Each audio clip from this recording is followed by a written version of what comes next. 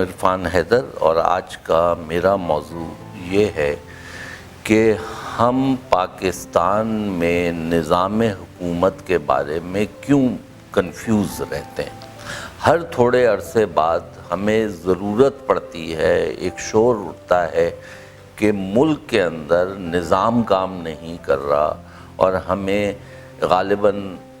ایک نئے نظام کی طرف جانا ہے۔ پاکستان تو یہ جو ایک تکلیف کے عالم میں ہے، یعنی کہ پچھلے 73 سال میں ہم کوئی 18-20 کے قریب نظام ٹرائی کر چکے ہیں۔ تو اس سلسلے میں 3 حصوں میں اس ٹاک کو ڈیوائیڈ کروں گا۔ سب سے پہلے تو میں یہ بتانا چاہوں گا کہ پاکستان میں جو لوگ سمجھتے ہیں کہ ہمارے پاس صدارتی نظام ہمارے مسائل کا حل ہے، تو ان کو پتہ ہونا چاہیے کہ پاکستان میں کوئی 58 سال 58 ایئرز ڈائریکٹلی اور انڈائریکٹلی صدارتی نظام رہا ہے۔ سب سے بات تو یہ بالکل کلیئر ہونی چاہیے کہ out of 73 years 58 years we have been directly ruled under a presidential type of a system. وہ کیسے، میں بتاتا ہوں۔ دیکھیں، پاکستان کے اندر جب شروع میں حکومت آئی تو جو ہمارے پاس سسٹم تھا وہ گورنر جنرل جو تھا وہ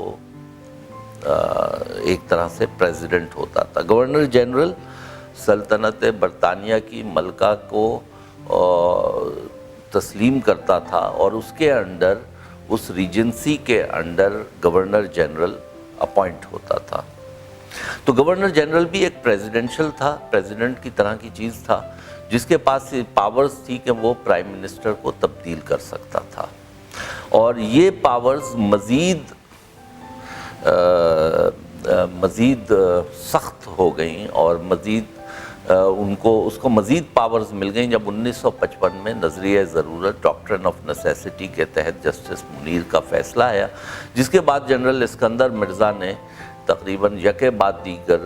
دیگرے 4-5 وزرائے اعظم کو فارغ کیا اور بعد میں خود مطلق العنان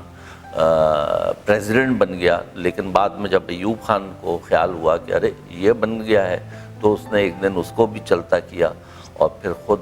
مارشل لاء لگا لیا۔ پاکستان میں مارشل لاء کے جو ہیں ڈائریکٹلی 38 ایئرز ہیں، جس کے اندر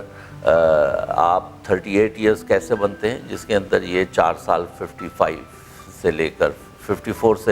58 تک کے 4 سال اسکندر مرزا کے لگا لیں،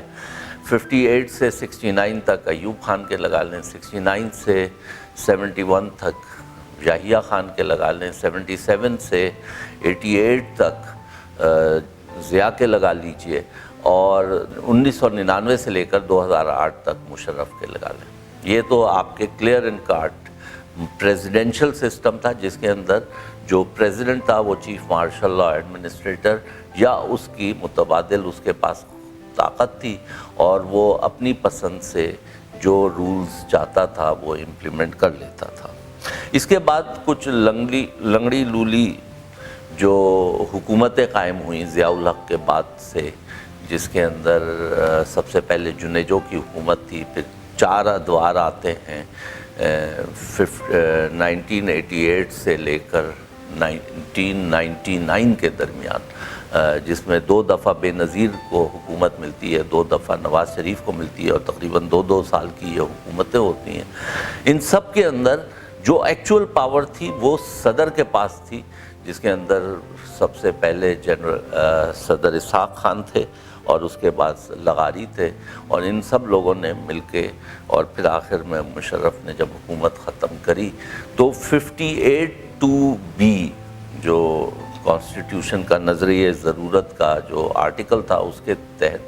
جب چاہتے تھے پرائم منسٹر کی حکومت ختم کر دی جاتی تھی۔ تو اگر دیکھا جائے تو اس طرح سے پاکستان کے اندر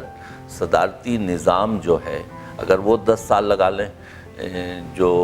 50 شروع کے جو ہیں 47 سے 58 تک، اور پھر اس کے بعد 58 سے 69 سے 71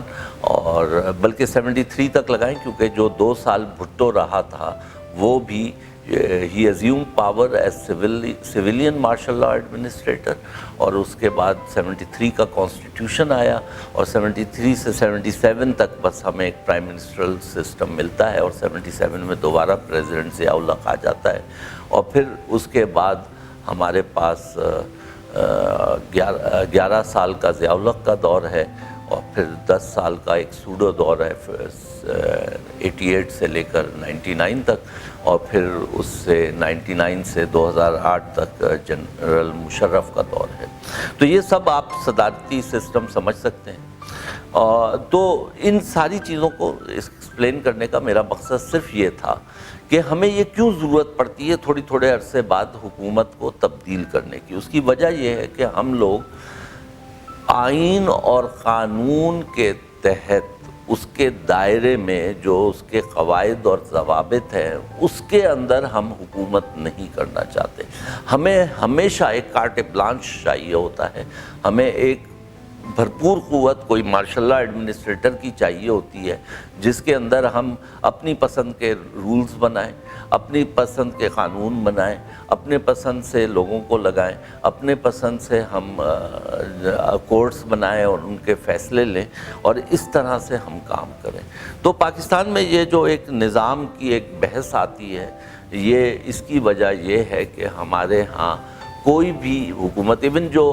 ہمارے ہاں جو سیاسی حکومتیں آئی ہیں، اس کے اندر بھی لوگوں کی خواہش یہ ہوتی ہے کہ ان کے وہ قانون ان کے تابع ہو جائے، بجائے اس کے کہ وہ قانون کے تابع رہیں۔